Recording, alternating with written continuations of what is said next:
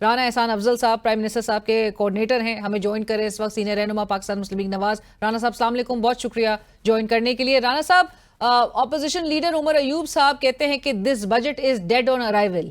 وہ کہتے ہیں یہ بینکرز بجٹ ہے اور اس سے ایک مہنگائی کا نیا طوفان جو ہے وہ جنم لینے لگا ہے۔ آپ نے کیا ریلیف دی ہے رانا صاحب اس بجٹ کو جو آج آپ نے منظور کی ہے؟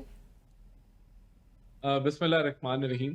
دیکھیں، ہمیں پہلے تو یہ اس چیز کا اندازہ ہونا چاہیے کہ ہم آئی ایم ایف پروگرام میں ہیں اور پاکستان کے بہت سارے مسائل ہیں، جس میں آپ کی میکرو اکنامک جو سچویشن ہے، جس کو آپ کہہ لیں کہ ڈالرز کی کمی نمبر ایک، اور پھر آپ کا جو فسکل خسارہ ہے، جو آپ کی آمدن ورسز آپ کے اخراجات ہیں، یہ چیلنجز درپیش ہیں۔ اس تناسب میں یہ ایک بہترین بجٹ ہے جو اس وقت دیا جا سکتا تھا اگر حقائق کو سامنے رکھا جائے۔ آپ نے ریلیف کی بات کی، تو دیکھیں سب سے بڑا جو میں سمجھتا ہوں اگر اس بجٹ کے اندر ریلیف ہے، وہ تقریباً 200 ارب کا جو ٹیرف لائنز، جو مختلف آر ڈیز ہیں، ریگولیٹری ڈیوٹیز ہیں، کسٹم ڈیوٹیز ہیں، ایڈیشنل کسٹم ڈیوٹیز ہیں، ان میں کمی ہے۔ اور وہ ایک ایسا اقدام ہے کہ جس سے آپ کی ایکسپورٹ اورینٹڈ انڈسٹری جو ہے وہ اٹھے گی اور ایکسپورٹس کی طرف پاکستان بڑھے گا۔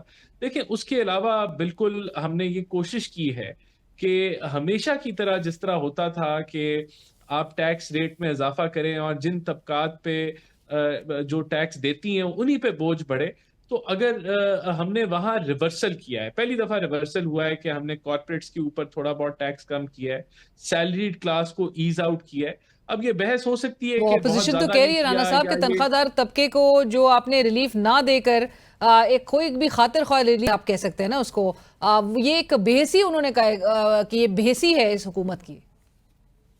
دیکھیں، بات یہ ہم تو اگر ہماری خواہشات کے اوپر اگر یہ ملک چلتا ہو تو ہم اس ٹیکس ریٹ کو آدھا کر لیں، لیکن ہم نے پہلی دفعہ، میں یہی تو کہہ رہا ہوں، پہلی دفعہ ٹیکس ریٹ اور سلیبز کے اندر آسانی ہم لے کے آئے ہیں اور ریورس کیا اور مزید بوجھ نہیں ڈالا۔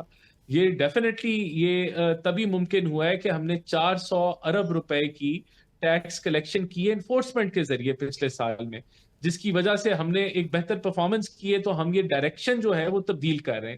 ڈیفینیٹلی اگلے سال کا ہمارا ٹارگٹ ہوگا کہ مزید کمی لائی جائے سیلری کلاس کے اوپر۔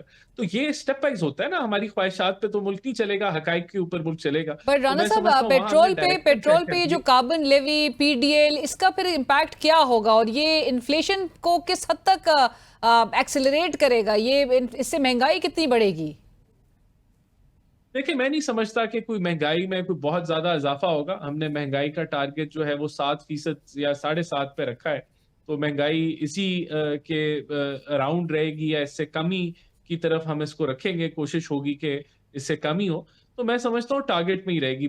دیکھیں، بات یہ ہے کہ اوور آل یہ ایک ایسا بجٹ ہے جو کہ 4.2% کی گروتھ لے کے آئے گا، جس سے لوگوں کی قوت خرید میں بہتری آئے گی۔ اصل میں سیلری کلاس پہ ٹیکس ریٹ کب کم ہوگا، ان پہ بوجھ کب کم ہوگا، جب نان فائلرز فائلر بنیں گے۔ تو وہ بنیاد ہم نے رکھی ہے کہ نان فائلرز کے لیے بہت مشکل کر دی ہے اکانومی میں ایک ایکٹیویٹی کرنا۔ تو ڈیفینیٹلی ہمارا فوکس اسی پہ ہوگا کہ ڈاکیومنٹیشن مزید بڑھے تو مطلب یہ اور رانا صاحب، ڈیجیٹائزیشن۔ یہ بات تو سنتے ہوئے بھی میرے خیال سے دہائیاں گزر رہی ہیں اب تو، اور حالیہ دنوں میں آپ کو یاد ہوگا ایف بی آر کے چیئرمین جو ہے لنگڑیال صاحب، جب وہ کہہ رہے ہوں کہ صرف اور صرف 12 لوگوں نے 10 ارب کے اثاثے ظاہر ڈکلیئر کیے ہیں، تو we've been unable to do this۔ حکومتیں جو ہیں وہ نہیں ناکام نہیں رہی ہیں۔ نہیں، حکومت ناکام نہیں رہی ہے نا۔ حکومت نے پچھلے سال 400 ارب روپے کی ٹیکس انفورسمنٹ کے ذریعے ٹیکس کلیکشن بڑھائی ہے، پالیسی میجرز کے ساتھ نہیں، 400 ارب کی انفورسمنٹ کے ذریعے بڑھائی ہے۔ یہ ریکرڈ ہے پاکستان کی تاریخ میں۔ اس بنیاد پہ ہم نے صرف نئے جو میجرز لیے ہیں وہ تقریباً 350 ارب کے ٹیکس میجرز نئے ہیں، اور ابھی بھی ہمیں انفورسمنٹ کی گنجائش میں 400 سے 500 ارب انفورسمنٹ کے ذریعے ایگزیکٹلی رانا صاحب، there you go۔ انفورسمنٹ کے تھرو اگر یہ ہو سکتا ہے تو پھر یہ پہلے بھی ہو سکتا تھا، یہ آگے بھی ہو سکتا ہے اس سے، اور اس کا والیوم جو ہے ہمیں کہیں زیادہ نظر آ سکتا ہے۔ بٹ رانا صاحب، کوئی چانسز ہے، ایک روایت رہی ہے اس ملک میں منی بجٹ کے حوالے سے، کوئی چانسز ہے کہ آپ لوگ منی بجٹ بھی لے کر آئیں گے اس کے بعد؟ دیکھیں، اس روایت کو ہم نے توڑا ہے۔ پچھلے سال منی بجٹ نہیں آیا، جبکہ بہت سارے لوگ کہہ رہے تھے منی بجٹ آئے گا۔ تو الحمدللہ اس روایت کو ہم قائم رکھیں گے۔